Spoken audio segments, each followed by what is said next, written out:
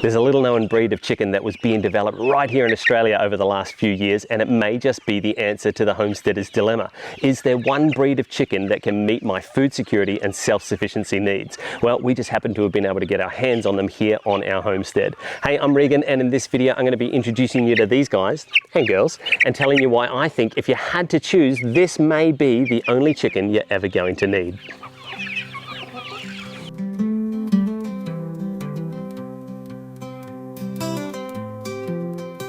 All right, before I introduce you to them, I've got a little confession to make. Chickens are gross. You know that. If you've kept backyard chickens at all, if you know chickens at all, they're disgusting creatures most of the time. They make a mess of any space they occupy, but that's not the confession. The confession is that because of that, I often overlook their space, their yard, and I let the junk build up and half-finished projects kind of build up and building materials, and this place needs a serious tidy up, and that's why this shot is framed in really tight like it is. So I'm going to take half an hour or so to tidy up all this junk, but don't worry, for me it'll take half an hour. For you, cue the music, here's a time lapse.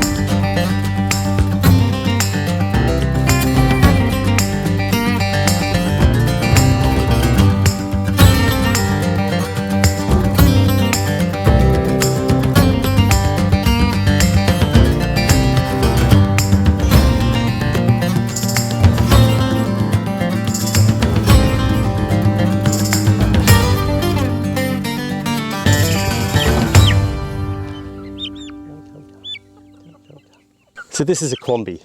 Now the Quamby chook was developed in Tasmania by a guy named Dr. Stokes, and you can read about him in some articles and some interviews. I'm going to link to some resources down below. How I found out about the Quamby was quite by accident. We were looking for a couple of specific breeds. I was looking for a Sussex, which we got, and Barnavelda, which we also got. We were looking for fertilised eggs, and we hatched out a bunch of those ourselves. But while we were looking for them, we were also looking for a multi-purpose bird.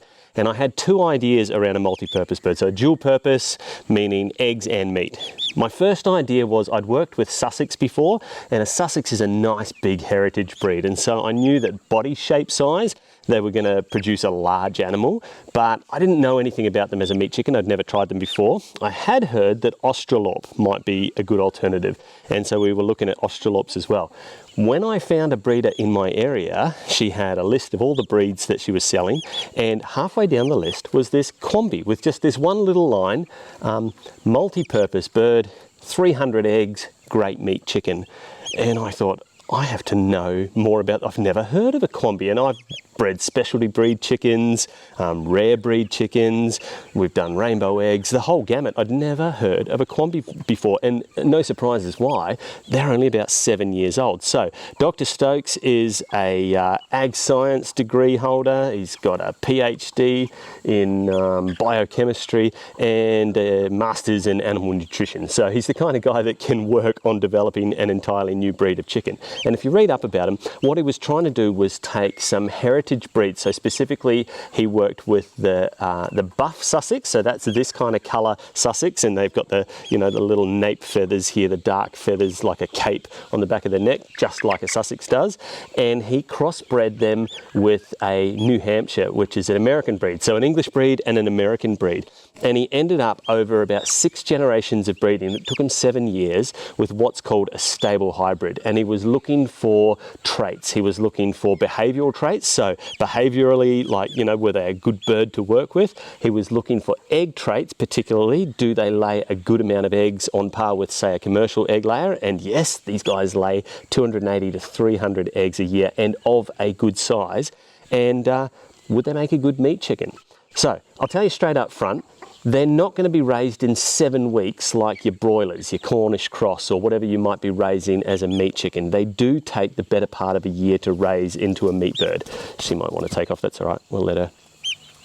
But they do make for an excellent meat bird, and they're more of that old school heritage breed meat bird variety. So the meat's going to have a bit of a different taste and texture to it. It may be an acquired taste, I don't know yet, we've not tried them. But what we were looking for was, is there one breed of chicken that can be dual purpose? I mean, truly dual purpose, and this is what he came up with. Now, what he's developed is not only a hybrid that produces great eggs and produces good quality meat within a year, but it's also what's known as a stable hybrid. And that's really important because we've got two goals on our homestead: food security and self-sufficiency. But did you know you can't breed your ISA browns, your ISA browns, or your highlines? Those commercials, and sometimes they're called a commercial brown because some of them are patented and licensed with particular names. You can't just rebreed them yourselves. If you were to buy an ISA brown, like, you know, a bunch of day-old chicks, and you happened to get a rooster in that bunch, and you thought to yourself, oh, awesome, I'm gonna keep that rooster because I'm gonna breed my own.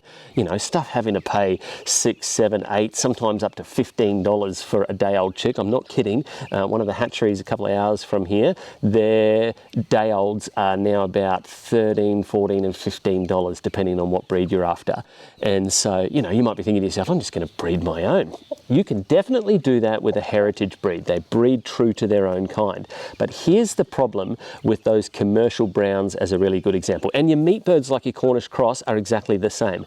They are what I'd call a Franken chicken. They're basically, actually, I know the recipe for one of them. One of the hatcheries we were working with, and it's like one of those trade secrets, but one of the hatcheries we were working with many years ago, she actually sort of told me how they did it. And so their commercial brown, they didn't have a trademark name for it, was a Rhode Island Red and an Australorp, and this was their recipe. A Rhode Island Red rooster and an Australorp hen produced offspring A. Then a Rhode Island Red hen and an Australorp rooster produced offspring B. Then they bred together A and B, and actually I can't remember which one was the rooster and which one was the hen, and offspring C was their commercial breed. Now here's the problem, there's quite literally like 4 family lines of genetics that have gone into that chick to make up that really specific recipe that, you know, eventuates in this bird that's a great layer, you know, and it's going to be healthy and strong and have kind of all the features that you're looking for. Now, actually, I find that with some of those commercial browns, there's a lot of downsides to them as well. They can get more sickly, they're weak, they don't live for as long. A lot of them, the egg laying stress on their body, like a lot of heritage breeds, you know, 300 eggs a year is almost an egg a day. A lot of your heritage breeds are only 4 or 5 eggs a week, and sometimes that stress on their body when they weren't, you know, they don't have the body type for it, can actually just shorten their lifespan. And actually a good commercial, they really only live for about 3 years, whereas your heritage breeds can live for 6, 7 years, even longer. Here's the problem. If you take those day-old chicks that you got, you know, maybe, you know, they got delivered to your doorstep, you raised them all up, and lo and behold, one of them turns out to be a rooster because, you know, the guy back at the hatchery missed one when he was sexing them, which is a really hard job to do, by the way. I still haven't learned how to do it, but missed one and you ended up with a rooster, and you think to yourself, awesome, I'm going to breed that rooster with these hens. Well, because you've got this soup of a mixture of genetic material in all those hens, there's actually no way you can breed your way back to a like chicken after its own parents. Think about it like this. Here's an analogy.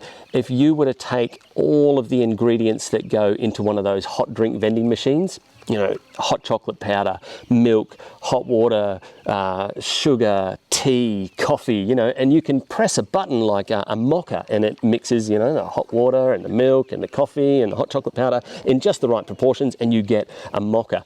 Imagine if the internal mechanism on that machine got kind of screwed up and the computer inside just randomly started inserting ingredients into whatever came out in your cup.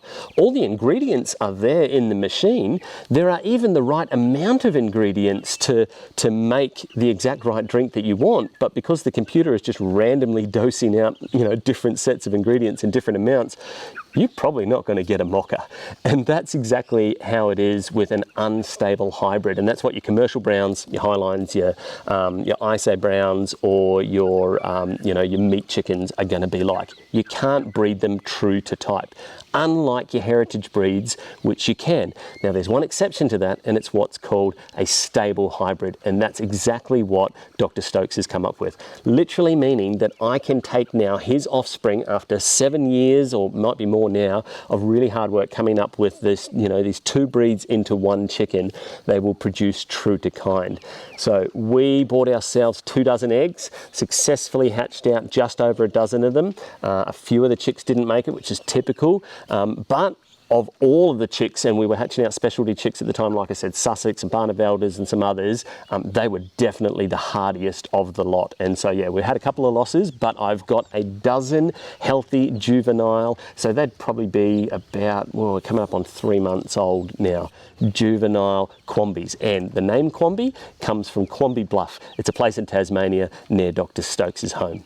So what about your heritage breeds then? I mean, you know, can't you just, you know, do what I was planning on doing and work with, say, a Sussex breed chicken? Yeah, they're an awesome chicken. They look great. A lot of those heritage breeds have been kept up with over the years because they make great show birds, and so they're often, you know, judged at shows because they look really cool.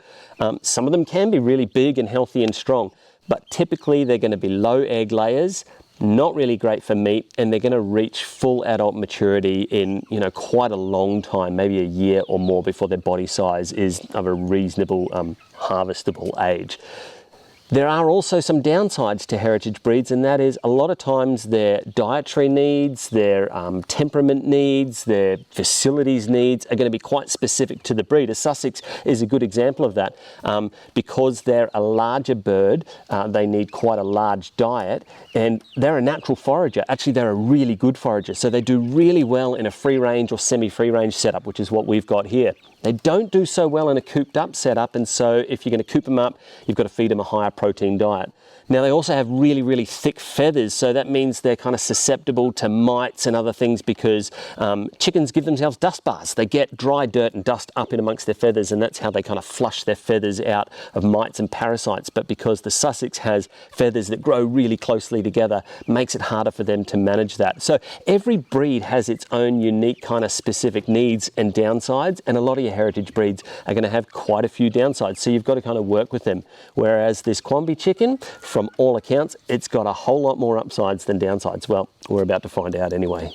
So let's run the numbers. As far as the eggs go, 300 eggs a year, that's the top you're going to get in any chicken. So, you know, about 6 eggs a week.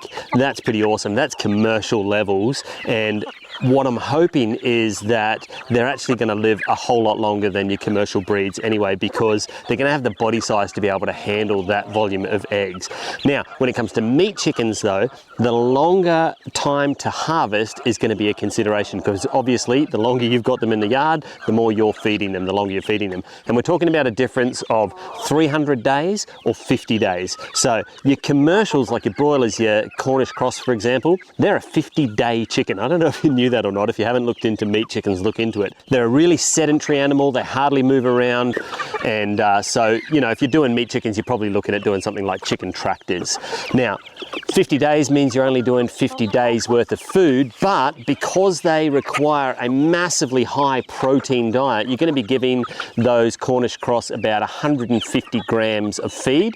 And the feed you're going to be giving them is something like maybe turkey grower. Turkey grower is quite a lot more expensive than, say, your layer mash that you might have just for your typical layer flock. And the difference might be, I know I can get layer mash for about nearly $20 for 20 kilo bag, for a 20 kilo bag. So, you know, $1 a kilo. Our turkey grower pellets that I've got access to, they're about $32 a bag. So, you know, 1.5 times the price. So we need that higher, richer diet for them, but you're only feeding them for 50 days. Now, when you run the numbers, the 300 days that you're going to feed these guys versus the 50 days that you're going to feed your commercial hybrid variety like your Cornish cross, it's going to be much, much cheaper to go with a hybrid variety. But there's a couple of downsides. Genetically, like I said, Franken chicken, I just don't like the idea to start with. But also you can't breed your own. So you are up for purchasing day-old chicks every time you want to do meat chickens. And like I said, last price I checked was about $13.50 for Cornish cross at my nearest hatchery. So I can't just factor the feed cost into the bird, I've got to factor in the purchase cost as well, and I can eliminate that from these Quambys. I think I can get that even lower by going with a more free-range diet. So obviously the more you free-range your animals, the more you're supplementing their diet with with natural ingredients, minerals, proteins in the form of bugs, insects, foraging, that type of thing. And so we may be able to wipe off as much as 20, even up to 25% of their feed costs by free ranging them. My concern around that is going to be what's it going to do to the muscle, taste and texture, essentially. One of the reasons that your commercial hybrid varieties of meat chickens are bred to be such a sedentary animal is that the less they use those muscles, the more tender they are, and the better they taste, you know, the nicer they are to eat, essentially. So if I were to free range or semi-free range these Quambys, am I gonna end up with a real hard, chewy, gamey kind of a bird? I'm not sure.